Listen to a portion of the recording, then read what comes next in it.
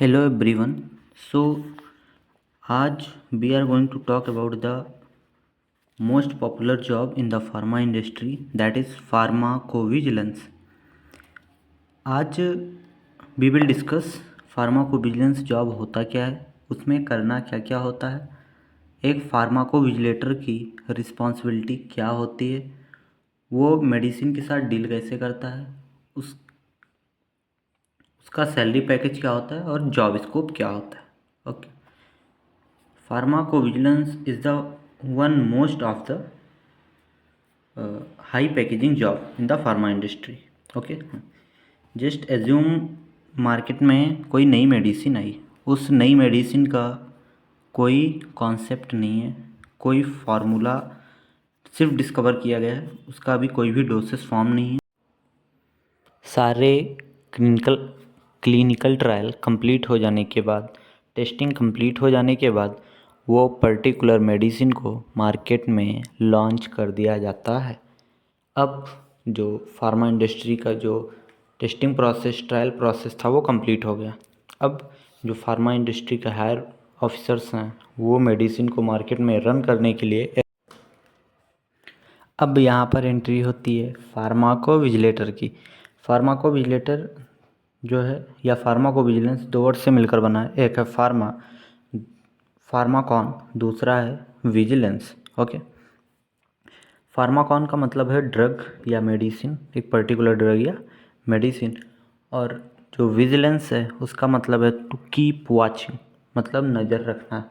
वो मेडिसिन कैसा वर्क कर रही है, मेडिसिन का थेरेप्यूटिक इफेक्ट क्या है, मेडिसिन मार्केट में कैसा मूव कर रही है, वो सारी चीज़ों को कीप वॉचिंग करना फार्माकोविजिलेटर का काम होता है. Okay. So we can say that pharmacovigilance is the science and activities which related to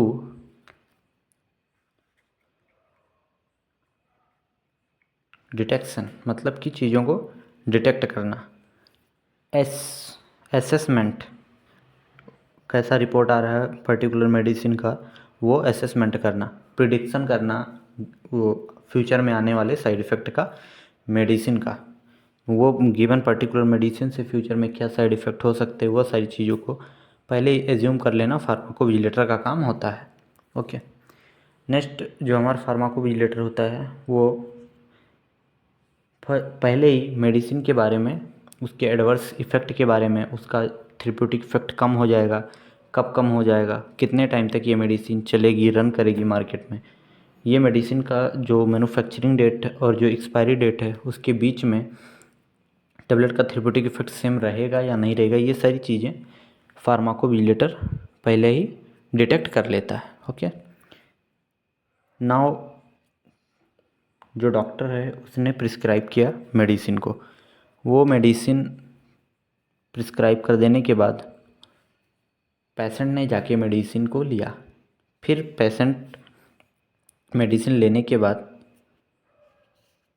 doctor को कंप्लेन करता है, सर मेडिसिन का थेरेप्यूटिक इफेक्ट ऐसा नहीं है. वो थेरेप्यूटिक इफेक्ट ये सब चीज़ें तो जानता नहीं, तो वो बोलेगा सर आपने दवा दिया वो काम नहीं करी अच्छे से. ओके. फिर डॉक्टर उसको क्रॉस चेक करेगा, फिर चीज़ों को डिटेक्ट करेगा और फिर उसको पता चलेगा कि भाई थेरेप्यूटिक इफेक्ट इसका ख़त्म हो चुका है. देन वो गिवन पर्टिकुलर मेडिसिन को रजिस्टर करेगा. उसके लिए रजिस्टर प्रोसेस क्या होता है वो देखते हैं. फर्स्ट वो गिवन टेबलेट का नाम लिख लेगा, वो टेबलेट का बैच नंबर क्या है, बिकॉज अलग अलग बैच नंबर में अलग अलग मेडिसिन्स प्रिपेयर होती हैं. बैच नंबर क्या है, गिवन टेबलेट की एक्सपायरी डेट क्या है, अब डोज क्या लिया पेशेंट ने गिवन टेबलेट का, ऐसा तो नहीं है कि ओवर डोज लिया या फिर लेस डोज लिया जिसकी वजह से ऐसे एडवर्स इफेक्ट देखने को मिल रहे. उसका रूट ऑफ एडमिनिस्ट्रेशन क्या है, पेशेंट ने उसको correct route of administration follow करके लिया या नहीं लिया. देन प्रिस्क्रिप्शन को चेक करेगा, वो जो प्रिस्क्रिप्शन है और जो मेडिसिन है दोनों रिलेट कर रहे या नहीं कर रहे, ये चेक करेगा. ओके.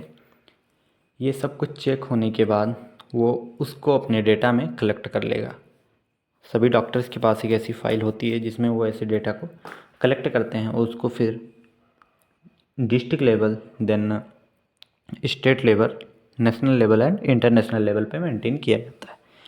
बिकॉज मेडिसिन तो एक पर्टिकुलर डिस्ट्रिक्ट में ही बिकती नहीं है, हर डिस्ट्रिक्ट में बिकती है, हर स्टेट में बिकती है। नेशनल और some medicine are also travels in international.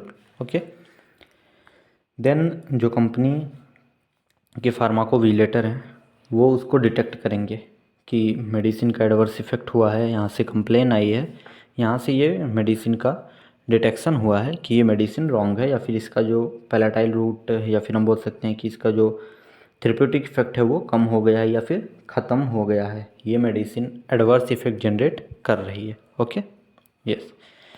अब बात कर लेते हैं कि फार्माकोविजिलेटर होने के लिए आपकी एलिजिबिलिटी क्या होनी चाहिए। फार्माकोविजिलेंस के लिए जो आपकी एलिजिबिलिटी है वो आप 12th पास होनी चाहिए, नॉर्मल 12th पास होनी चाहिए। आप पीसीबी पीसीएम कौन सा भी चलेगा। Okay, next is the pharmacovigilance की salary, most of the factor. तो स्टार्टिंग में जो एक फार्माकोविजिलेटर होता है, एक कुछ एक्सपीरियंस नहीं है, स्टार्टिंग सैलरी जो होती है एक फार्माकोविजिलेटर की वो एक normal 3 lakh per annum to 5 lakh या 6 लाख पर एनम तक हो सकती है। Okay, but when you achieve the 2 or 3 year experience in the pharma industry or the pharmacovigilance, you will get the 5 to 8 lakh per annum. Okay, thank you. Don't forget to hit the subscribe button for those such type of the informative pharma videos. Please subscribe us. Thank you.